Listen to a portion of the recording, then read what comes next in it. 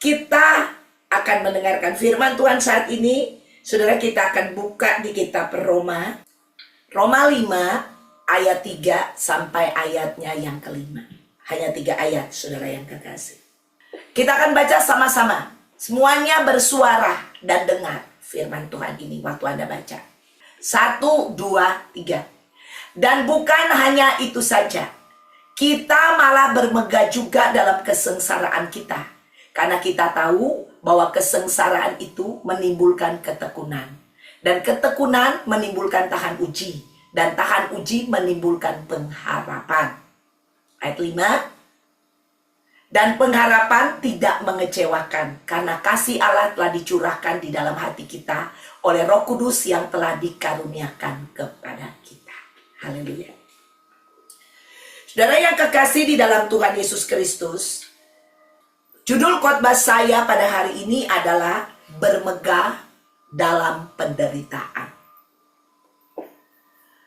Saudara, tadi kita baru saja membaca 3 ayat firman Tuhan dari kitab Roma. Kalau kita baca firman Tuhan ini dari ayat 1 dan seterusnya, saudara yang kekasih, ini bercerita sampai ayat yang ke-11, tapi saya cuma ambil 3 aja. Di sini bercerita atau diberi judul oleh Lembaga Alkitab Indonesia adalah hasil pembenaran. Saudara yang kekasih, jadi 3 ayat yang kita baca tadi itu adalah hasil pembenaran. Kita telah dibenarkan oleh Tuhan Yesus Kristus.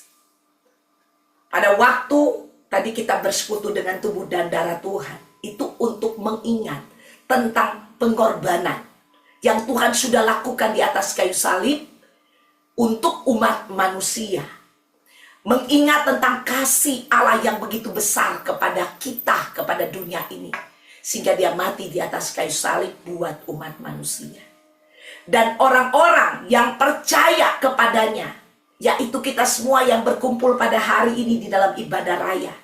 Kita yang percaya kepadanya, yang telah menerima karya Tuhan itu di atas kayu salib, saudara.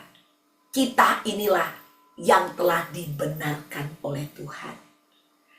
Dan hasil pembenaran yang Tuhan telah kerjakan di atas kayu salib, harusnya itu hidup di dalam kita setiap hari.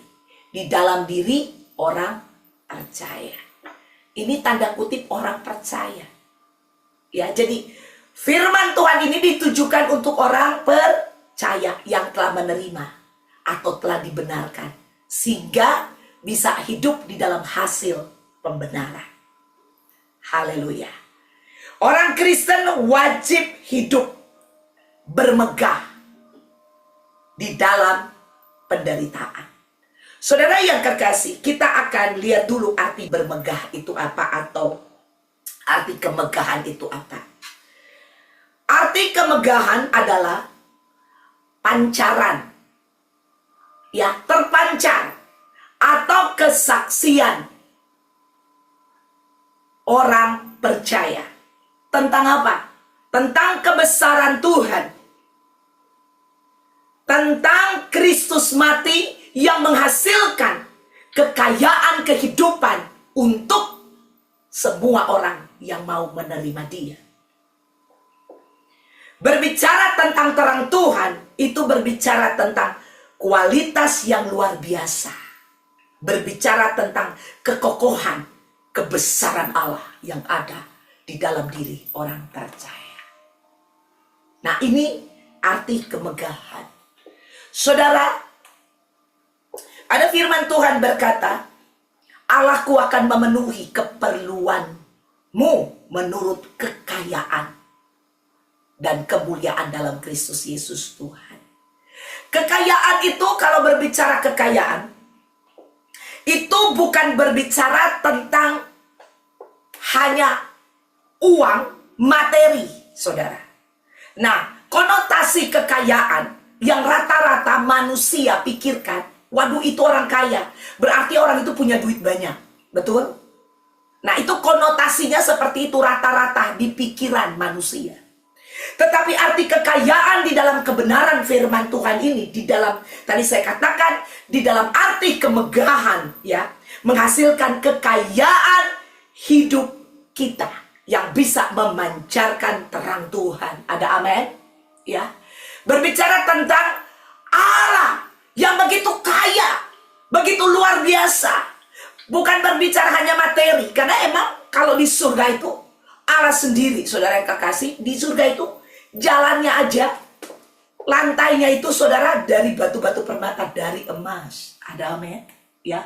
Jadi itu berbicara materi, it's fine kita bicara materi. Tetapi ini bukan berbicara tentang hanya materi, berbicara tentang kekayaan Allah itu, berbicara tentang keagungannya, tentang kebesarannya, tentang kuasanya, tentang kedahsyatannya. Ada amin? Tentang kasihnya, tentang pengorbanannya. Saudara yang kekasih, terlalu kecil kalau kita hanya berbicara tentang materi yang uang, emas, perak, permata, terlalu kecil, saudara yang kekasih. Itu tidak ada apa-apanya. Ada amin? Makanya Tuhan bilang, cari kerajaan dan kebenaran, dan semuanya will be added to you, ditambahkan bagimu. Ini berbicara apa, saudara? Berbicara tentang keperluan-keperluan kita. Berbicara materi yang kita perlukan, betul? Ditambahkan bagimu. Itu Anda, dikatakan orang kaya itu yang membuat orang miskin dan kaya adalah Tuhan. Firman Allah berkata. Jadi bagi Tuhan untuk buat orang kaya yang secara materi terlalu mudah. Tapi kekayaan bukan ini yang dimaksud oleh firman Tuhan pada hari ini. Ada amin? Berbicara tentang keberadaan Allah yang dahsyat, yang luar biasa. Nah saudara, itu berbicara tentang kemegahan, di mana orang-orang percaya harus bisa memancarkan, harus bisa menyaksikan, harus hidup di dalam kemegahan itu. Itulah sebabnya judul khotbah ini bermegah dalam penderitaan.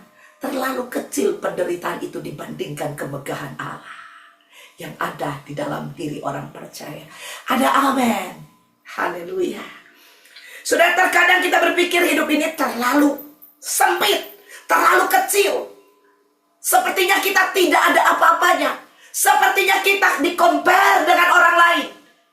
Ya, kita merasa kita ini kecil, kita ini nothing, kita ini gak punya apa-apa, kita ini orang miskin. Ya, yang orang suka bilang orang miskin gak punya materi. Siapa kita? Kita ini orang kecil, gak ada apa-apanya. Saudara, betul, kita orang kecil, kita nothing, kita gak punya apa-apa. Tetapi kita memiliki Allah yang dahsyat, yang hebat, yang luar biasa, yang tinggal di dalam kita. Haleluya. Makanya kita harus bermegah di dalamnya. Penderitaan di dunia ini, kata Paulus, penderitaan yang aku alami adalah penderitaan yang tidak ada bandingnya dengan kemuliaan yang akan aku terima. Ada amin? Saudara, Paulus itu mati, disiksa. Ya, dia bilang itu tidak ada artinya. Ada amin? Ini gak bisa dihitung pakai uang. Ya, tapi dia memiliki kemegahan, kekayaan di dalam Tuhan. Ada amin? Haleluya. Saudara, kita lihat ayat pertama. Dan bukan hanya itu saja, kita malah bermegah juga dalam kesengsaraan kita. Karena kita tahu bahwa kesengsaraan itu menimbulkan ketekunan. Kita bicara dulu tentang kesengsaraan. Apa arti kesengsaraan? Saudara, arti kesengsaraan adalah penderitaan yang dialami oleh orang percaya. Ini konteksnya orang percaya. Amin. Jadi saya langsung orang percaya. Memang orang di dunia saya bukan orang percaya juga mengalami penderitaan-penderitaan, saudara. Ya, tetapi ini dalam konteks yang tadi saya katakan orang percaya, karena ini judulnya adalah hasil pembenaran, tadi kita baca, betul? Haleluya. Saudara, apakah orang percaya tidak menghadapi penderitaan? Firman Tuhan tadi waktu kita bersekutu dengan tubuh dan darah Tuhan dikatakan, penderitaanmu sudah aku pikul. Betul, kesengsaraanmu sudah aku pikul. Itu berbicara kesengsaraan, penderitaan, ya. Jadi, saudara yang kekasih, apakah karena Tuhan sudah pikul kita tidak mengalami penderitaan? Itu pertanyaannya. Benar?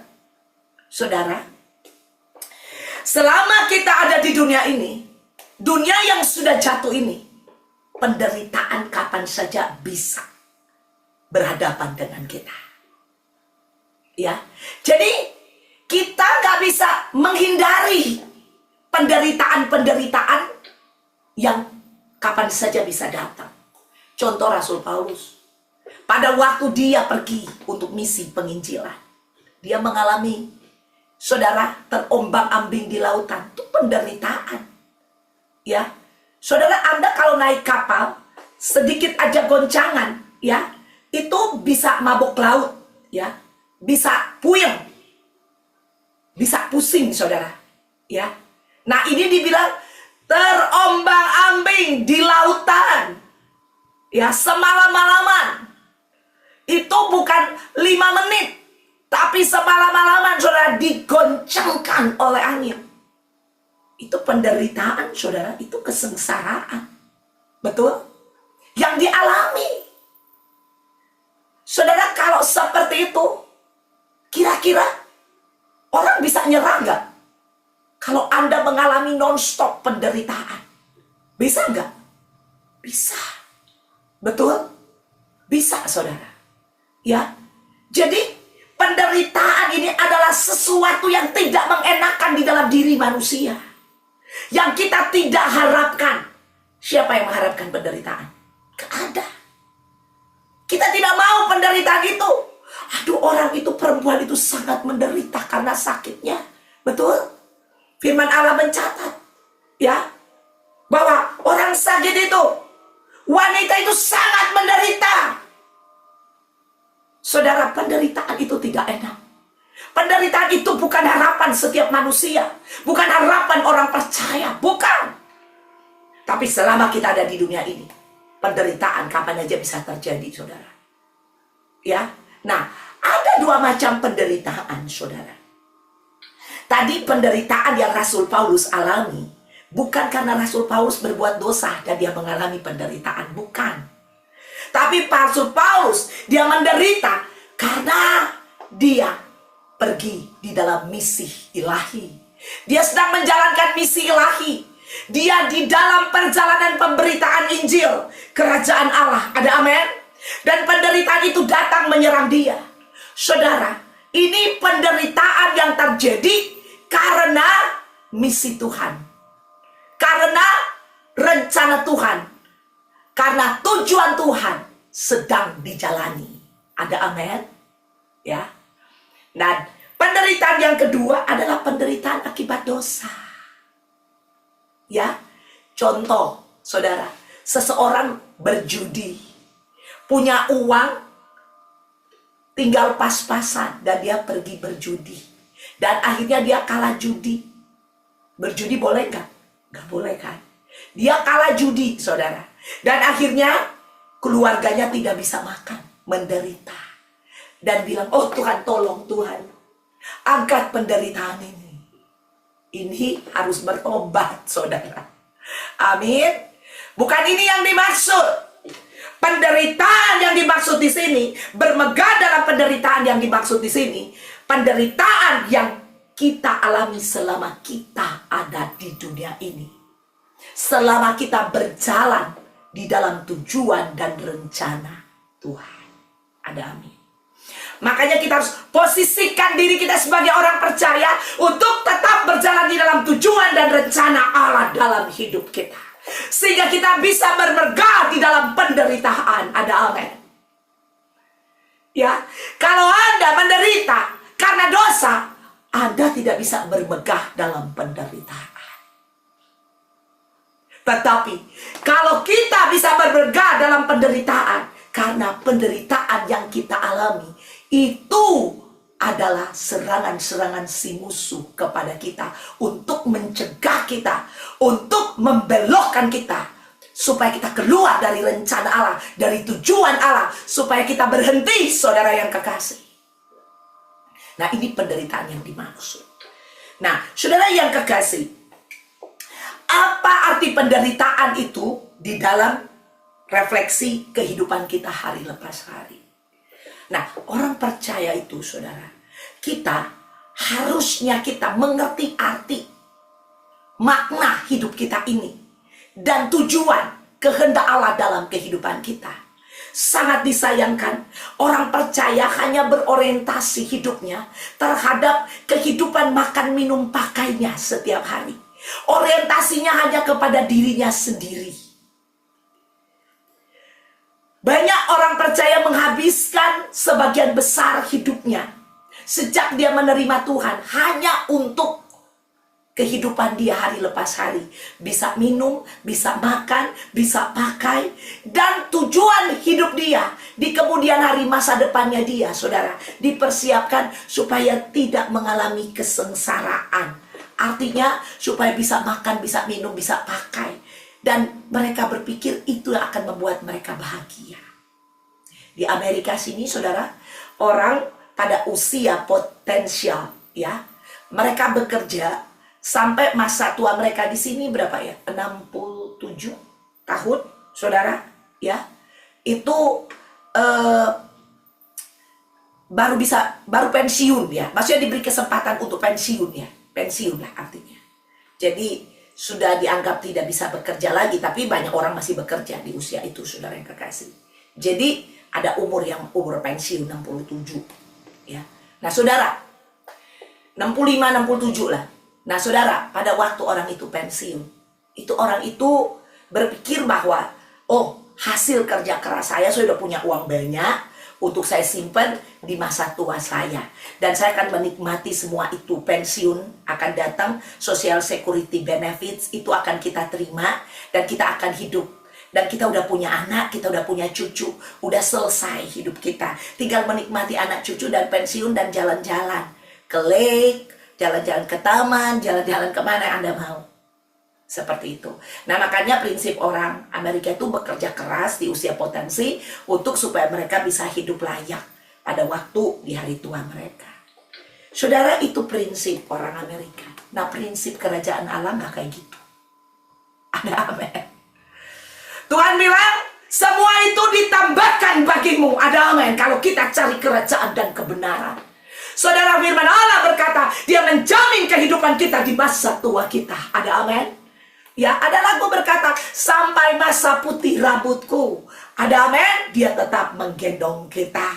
Ada amin. Artinya, kita ada di dalam Tuhan, di dalam pemeliharaan kuasa dan kasih-Nya Allah. Dalam kehidupan orang percaya.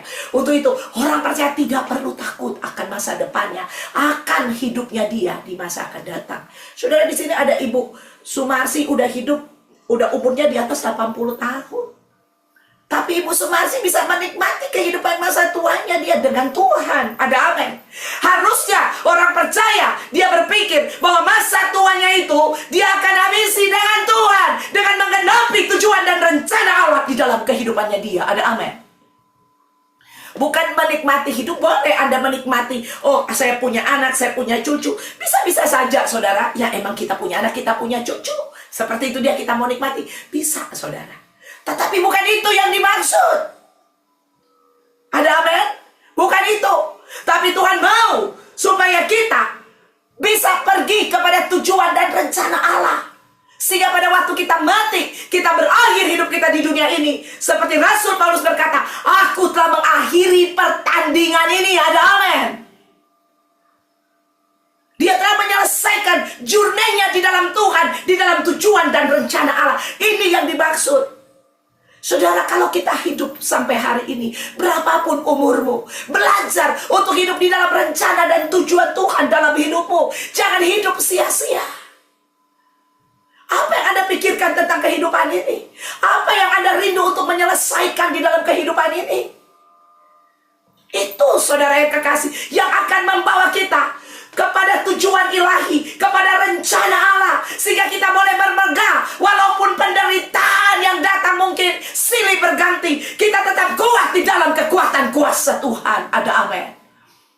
Karena kita tahu tujuan hidup kita dan rencana Allah dalam hidup kita. Ada amin, saudara. Tapi kalau kita nggak tahu tujuan dan rencana kita, cuma pengen hari tua dan menikmati hari tua dengan ada cucu dan punya uang supaya bisa makan minum. Saudara, waktu penderitaan datang, saya mau katakan Anda tidak bisa bermegah di dalamnya. Ada amin. Tetapi Anda bisa bermegah di dalam Tuhan pada waktu Anda sedang berjalan di dalam tujuan dan rencananya. Haleluya. Saudara, Raja Daud berkata, "Gak ada yang kuingini di bumi ini, hanya Kau Tuhan." Wow. Saudara yang kekasih, penderitaan yang Saudara Raja Daud alami banyak banget. Tetapi dia bermegah di dalam penderitaan. Ada amin. Haleluya. Rasul Paulus, murid-murid, saudara, 12 murid. Ya, mereka banyak sekali penderitaan, tantangan yang mereka alami. Tapi mereka bermegah di dalam penderitaan. Haleluya. Saudara, luar biasa bermegah di dalam penderitaan. Karena Anda tidak bisa menghindari penderitaan. Karena selama kita ada di dunia ini, dunia yang sudah jatuh, penderitaan itu ada di dunia ini. Penderitaan akan berakhir, saudara, pada waktu kita tutup mata dan hidup selama-lamanya dengan Tuhan. Penderitaan akan berakhir. Ya, tetapi ada janji Tuhan buat orang percaya. Ya, penderitaan ini adalah pencobaan yang iblis kirimkan kepada orang percaya untuk memberhentikan orang percaya. Ya, dikatakan pencobaan-pencobaan yang kau alami adalah pencobaan yang biasa, yang tidak akan melampaui kekuatanmu. Karena pada waktu engkau dicobai, aku akan memberikan jalan keluar kepadamu untuk dapat mengatasinya. Boleh bilang amin? Haleluya. Ada janji Allah, ada janji jalan keluar, ada janji kekuatannya, ada janji penyertaannya. Ada janji-janji di sana. Ada amin. Makanya kita bermegah di dalam kebesaran, kejayaan, kekuatan, di dalam kasih, di dalam kemenangan yang Allah sudah sediakan buat kita. Haleluya. Teruskan, kita tetap buka ayat yang satu ini. Dan bukan hanya itu saja, kita malah bermegah juga dalam kesengsaraan kita. Tadi udah, karena kita tahu bahwa kesengsaraan itu menimbulkan ketekunan. Ketekunan dalam bahasa aslinya, yaitu bahasa Yunani, adalah upomon. Upomon, ya, H belakangnya. Yang artinya adalah ketabahan, keteguhan, daya tahan. Ketekunan ini, saudara, kalau didefinisikan, itu berbicara tentang karakteristik dari orang percaya yang tidak menyimpang dari tujuan yang diinginkan, yang tidak menyimpang dari ketetapan, tetap setia pada iman dan kekudusan. Arti kekudusan udah ingat, hagios, dipisahkan. Jadi kita bukan lagi orang dunia, tapi kita adalah anak-anak Allah, umat Allah, orang-orang yang telah dibenarkan. Dan konsisten, tidak berubah. Ada amin. Nah, itu arti dari ketekunan. Ya, saudara yang kekasih, bukan ketekunan yang mungkin rata-rata kita bilang. Harus tekun, makanya harus tekun baca Alkitab ya, harus tekun ke gereja. Ya, tekun itu rajin, terus menerus, betul? Saudara, bukan itu yang dimaksud. Banyak orang ke gereja, banyak orang baca Alkitab, tapi hidupnya nggak berubah. Benar? Ya, saudara, jadi kita harus memahami arti ketekunan ini. Arti ketekunan ini, saudara, berbicara tentang bahwa daya tahan kita bukan daya tahan manusia, tetapi daya tahan yaitu yang diberikan oleh kuasa Allah di dalam diri kita. Ada amin. Saudara, hanya kuasa Allah yang bisa menghancurkan musuh kita. Ada amin. Kuasa kita nggak bisa. Kita nggak punya kuasa power yang bisa menghancurkan iblis. Nggak bisa. Hanya kuasa Allah. Ada amin. Yang bisa menghancurkan rancangan si jahat yang dia coba rencanakan dalam hidup Anda dan saya. Ada amin? Haleluya. Nah, ketekunan di sini itu daya tahan atau kuasa kekuatan Allah yang bekerja di kita. Jadi orang percaya waktu mengalami penderitaan, saudara, dia akan tetap menjadi orang yang tekun, tidak berubah pendiriannya di dalam kebenaran firman Allah. Firman Allah tidak tergoyahkan di dalam kehidupannya. Sekali Yesus tetap Yesus. Ada amin. Artinya apa sekali Yesus tetap Yesus? Artinya banyak orang bilang sekali Yesus tetap Yesus. Artinya apa? Artinya sekali Yesus tetap Yesus. Yesus adalah firman yang hidup. Sekali kebenaran firman hidup yang saya jalani, saya akan terus melanjutkannya sampai titik terakhir dalam hidup saya. Ada amin. Bukan sembarang ngomong sekali Yesus tetap Yesus, tapi kehidupannya tidak hidup benar di hadapan Tuhan. Ada amin, saudara yang kekasih. Ini artinya ketekunan, saudara yang kekasih. Karakteristik adalah sudah menyatu dalam hidup kita. Saudara, kalau udah menyatu tuh seperti contoh ya, yang udah menyatu dalam hidup kita, yang gak bisa diambil sama kita, itu bahasa Indonesia. Kalau kita lahir di Indonesia, kita tumbuh di Indonesia, mau Anda tinggal di Amerika berapa lama, saudara, tetap yang kita udah first language-nya itu bahasa Indonesia, saudara. Ya, kita udah dewasa baru datang ke Amerika, tetap aja. Ya, kalau orang bilang, oh saya udah lupa bahasa Indonesia begini-gini, itu mah saya nggak percaya ya. Kalau orang udah umur berapa puluh datang ke sini itu sudah lupa. Mungkin dia bahasa Inggris bisa, tapi kalau lupa bahasa Indonesia, nonsense. Betul? Coba aja tanya sama dia, lu mimpi bahasa apa ya mimpinya? Pasti bahasa Indonesia. Benar? Nah, itu berarti first language-nya bahasa Indonesia. Kalau sampai kayak begitu, saudara. Ya, seperti itu. Nah, saudara, oke, saya balik lagi ke ini. Saudara, kita mimpi aja pakai bahasa Indonesia. Benar? Tadi pagi, saudara, Pak Sudoni bangunin saya. Dia bangunin, aku buka, kenapa? Tapi aku masih lagi mau tidur gitu loh. Dia bilang, bangun, kamu mimpi? Aku, iya. Tapi mata saya masih mau tidur gitu. Kamu mimpi? Gitu, terus dia tidur lagi. Aku bilang, iya, aku mimpi ke sini. Sudah saya mimpi bertemu dengan ada orang di mimpi itu, orang Indonesia. Dan ya saya langsung berkata-kata bahasa Indonesia. Hei, kamu, ceritanya gitu, saya mimpi, saya panggil nama orang itu. Terus saya ngomong sama dia. Waktu saya berbicara sama dia, mungkin saya lagi bicara, gitu, Pastor Doni, bangun gitu. Nah, itu bahasa Indonesia. Itu udah menyatu. Mimpi pun bahasa Indonesia, ada amin. Karakteristik, saudara, yang dimaksud di dalam ketekunan itu, harusnya karakteristik ketekunan ini sudah menyatu dalam hidup kita. Jadi pada waktu ada penderitaan, itu yang akan muncul. Karakteristik kita yang akan muncul, ada amin. Saudara, orang yang hidup terus-menerus dalam kebenaran firman Tuhan, pada waktu ada tantangan, pada waktu ada situasi, pada waktu ada keadaan, orang itu akan memunculkan karakteristiknya yang sebenarnya. Ada amin. Ya, gak bisa dibuat-buat. Ya, gak bisa dibuat-buat. Akan keluar pada waktu ada penderitaan, ada tantangan dalam hidupnya. Akan keluar dirinya yang sebenarnya. Bukan kemunafikan. Dan orang-orang yang hidup di dalam kebenaran, itu pasti akan keluar ketekunan di sana, saudara. Karakteristik ilahi akan keluar di dalam diri dia. Karakteristik kebenaran firman Tuhan akan keluar dalam kehidupannya. Dan kalau sampai ini keluar, saudara, penderitaan akan ketakutan melihat karakteristik ilahi yang ada di dalam kita. Ada penderitaan, saudara, di dalam diri orang percaya yang bisa memberhentikan dia. Kalau karakteristik ini ketekunan keluar, never. 12 murid telah membuktikan itu. Bukan si itu ya, si Yudas udah hilang, udah diganti dia. Ya, 12 murid dia diganti.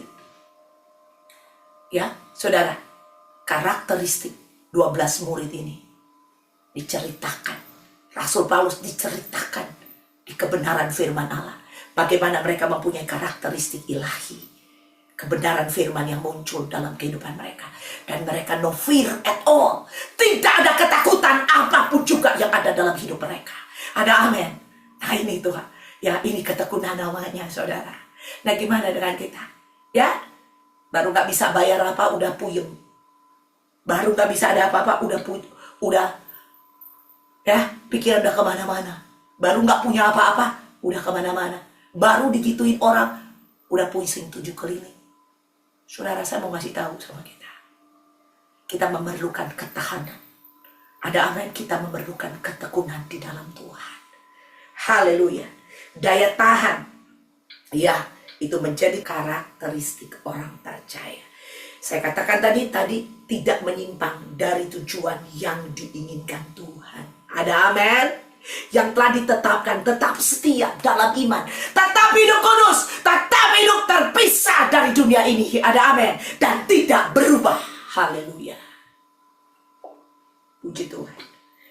Teruskan ayat 2. Perhatikan ayat 2. Dan ketekunan menimbulkan tahan uji, dan tahan uji menimbulkan pengharapan. Saudara, kita akan lihat ya, tahan uji itu. Saudara, tahan uji ini adalah menghadapi segala sesuatu ya, sebagai orang percaya yang tidak akan atau tidak perlu takut bila harus menghadapi situasi dan keadaan sesulit apapun itu, sebab ada Kristus yang telah menanggungnya semua. Tadi saya waktu kita perjamuan kudus ya, kesengsaraan kita telah dipikul oleh Dia. Ada amin ya. Jadi orang-orang yang tahan uji ini bukan orang-orang yang akan cepat keluar, bukan orang-orang akan keluar dari situasi dan keadaan, tetapi orang-orang yang menghadapi keadaan itu dan menang. Ada amin. Saudara, kita diajarkan untuk berhadapan dengan keadaan dan situasi. Bukan kita jadi orang pengecut. Kita keluar dari keadaan dan situasi. Kalau Anda keluar dari keadaan dan situasi, itu namanya bukan pemenang. Pemenang itu dia berhadapan dengan keadaan dan situasi dan memenangkan pertandingan itu. Makanya Rasul Paulus berkata, aku telah mencapai garis akhir dan telah memelihara iman. Dengan iman terus menerus. Ya, dia hadapi semua dengan iman. Berbicara tentang iman, berbicara tentang pengharapan di dalam Tuhan yang tidak pernah mengecewakan. Ada amin. Haleluya. Dan Rasul Paulus hadapi itu, saudara, dan dia menang. Dia tidak pernah jadi orang yang pengecut. Keluar dari situasi dan keadaan. Saudara, apapun keadaan dan situasi yang Anda alami hari ini, kalau Anda dalam perjalanan, dalam rencana dan tujuan Allah, jangan takut, jangan keluar. Ada pengharapan di dalam Tuhan, dan pengharapan di dalam Tuhan adalah pengharapan yang tidak pernah mengecewakan. Dan hadapi semua itu dia. Hadapi semuanya. Dan Anda pasti akan melihat kemenangan yang Tuhan sudah sediakan buat kita akan terjadi di dalam hidupmu. Tetapi kalau Anda menghadapi keadaan dan situasi karena dosa yang Anda perbuat, bertobat hari ini dan kembali kepada kebenaran firman Allah. Ada amin. Tangan Tuhan terbuka hari ini. Kembali datang seperti anak yang hilang. Dia habiskan harta kekayaan milik ayahnya yang diberikan kepada dia. Dia habiskan di luar sampai dia makan makanan babi dan dia kembali kepada bapaknya. Tapi tangan bapaknya tetap terbuka untuk dia. Tapi harus kembali. Kalau Anda dalam posisi itu, Anda kembali kepada Bapak. Ada amin. Tetapi kalau Anda di dalam penderitaan seperti rasul-rasul, ya, Anda masuk dalam penderitaan untuk tujuan dan rencana Allah sedang Anda jalani dalam hidupmu. Saya katakan kepadamu, hadapi itu dan menang atasnya. Bermegah di dalam penderitaan. Ada amin? Ya, haleluya. Yang terakhir, saudara. Dan ketekunan menimbulkan tahan uji, dan tahan uji menimbulkan pengharapan. Nah, saudara, kalau kita tidak keluar hadapi keadaan dan situasi, Nah, ada pengharapan di sana. Ada amin? Dan pengharapan tidak mengecewakan. Karena kasih Allah telah dicurahkan di dalam hati kita oleh Roh Kudus yang telah dikaruniakan kepada kita. Haleluya. Saudara, waktu kita berhadapan dengan keadaan dan situasi, disitulah pengharapan itu akan keluar. Ada amin? Dan pengharapan di dalam Tuhan dikatakan adalah pengharapan yang tidak mengecewakan. Haleluya. Saudara, kalau firman Allah berkata pengharapan di dalam Tuhan adalah pengharapan yang tidak pernah mengecewakan, kita aminkan itu. Haleluya. Pasti saudara yang kekasih, kita percaya pada waktu ada penderitaan, kita mau supaya ada pengharapan. Dan pengharapan itu menjadi kenyataan. Waktu ada penderitaan, itu tidak enak. Firman Allah katakan, Paulus mengalami penderitaan, digoncang-goncang. Tadi saya katakan enak apa enggak? Gak enak. Tapi kalau ada pengharapan, pasti ada jalan keluarnya. Ada amin. Saudara, ada jalan keluar di dalam Tuhan. Sepelik apapun kehidupan. Ya, even yang tadi saya bilang, Anda yang buat itu. Saudara, waktu Anda kembali kepada Tuhan, ada amin. Tangannya terbuka untuk Anda. Ada amin. Apalagi kita yang berjalan di dalam rencana dan tujuan Allah. Saya percaya. Pengharapan di dalam Tuhan adalah pengharapan yang tidak mengecewakan. Pengharapan itu apa? Pengharapan itu sesuatu yang kita inginkan terjadi, tapi belum kita lihat terjadi. Karena kalau udah terjadi bukan pengharapan namanya. Amin. Dan saudara, kita harus berharap kepada Tuhan yang kemegahannya itu, kekayaannya, kemuliaannya, tidak ada tandingannya dan batasannya. Ada amin. Haleluya. Pengharapan di dalam Dia adalah pengharapan yang tidak pernah mengecewakan. Pasti ada jalan keluar. Saudara, untuk itu, mari. Apapun penderitaan yang kau alami, pertama, make sure Anda sedang berjalan dalam rencana dan tujuan Allah. Yang kedua, kalau Anda lagi di luar rencana dan tujuan Allah, kembali masuk di dalam rencana dan tujuan Allah. Ya, saudara, kalau tidak, Anda tetap ada di luar dan rencana dan tujuan Allah. Penderitaan yang akan kau alami akan menghancurkan, membinasakan hidupmu. Tetapi kalau Anda ada dalam tujuan dan rencana Allah, saudara, saya percaya ada pengharapan, dan pengharapan itu tidak akan pernah mengecewakan dalam hidup kita. Haleluya, nama Tuhan dipermuliakan.